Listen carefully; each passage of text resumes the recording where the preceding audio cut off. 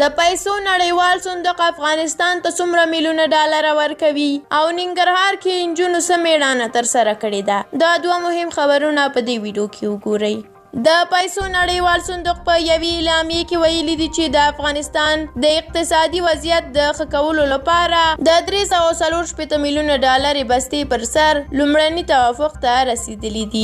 د دوی په وینا افغانستان غواړي پر دغو پیسو د کورونا له امله زیانمن شوی اقتصاد بیرته ورغوي، پیل شوي اقتصادي اصلاحات بشپړ کړي او مالي ثبات ټینګ کړي. د پیسو نړیوال صندوق اجرایوي مدیر ویلي دي د اوس لپاره یوازې لومړنی توافق شوی دی او نهایي پریکړه به د اکتوبر په وروستیو کې کیږي. افغانستان به د پیسو نړیوال صندوق په دې مالي پاکیج سره په مخکینیو برخو سربیره د ځان بساینې، فساد ضد مبارزې او د عوایدو راټولولو په برخې لا زیات تمرکز وکړي او دغه ټول کارونه به په 2022 کال کې ترسره کړي. د پیسو نړیوال صندوق مشر عظیم صدیقوف وایي په مالي اصلاحاتو او ځان بساینه کې هم تر ټولو ډیر تمرکز به مالي ودې او ثبات ته کیږي. خو دا نه دا واضح شوي چې دغه پیسې به پور وي، بلا عوض مرسته به وي او که کوم بل ډول مالي مرسته.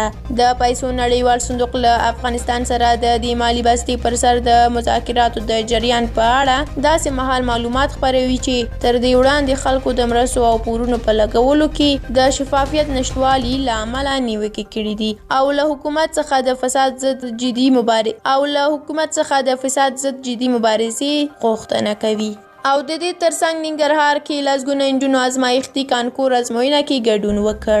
د ننګرهار په سخته ګرمۍ کې ازمایښتي کانکور ازموینه کې د لسګونه نجونو ګډون د ټولو پام ځان ته اړولی دی. دغلته تېره ورځ له 12 ټولګیو څخه د 800 فارغ شویو زده کوونکو په منځ کې لسګونه نجونو هم حضور درلود او د کورونا له ګواښونو، سختې ګرمۍ او تر ټولو جدي امنیتي خطرونو سره یې په دې پروګرام کې ګډون وکړ. ننګرهار چې همدا 2 اونۍ وړاندې د داعش ترهګرې ډلې د یو لوی او خطرناک برید شاهد وو او په تیرو 2 کلونو کې د افراطي ډلو د ګواښونو له وجې ځپل شوی، خو بیا هم لسګونه نجونې د زده کړو دوام ته راووتې او ګډون یې د نورو نجونو او میرمنو هیلې راژوندۍ کړي دي.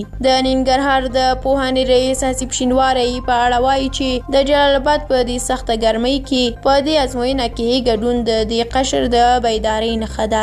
په ټولنیزو شبکو کې د ننګرهاریو پیغلو دغه زړورتیا ستایل شوې او له ټولو ټولنیزو او امنیتي ګواښونو سره د مبارزې لپاره یې دا د هغوی کلک هوډ ښودلی دی. په پښتني ولایتونو کې امنیتي ګواښونه له یو لوري او ټولنیز محدودیتونه له بل لوري د نجونو د زده کړو پر وړاندې لوی خنډونه بلل کیږي.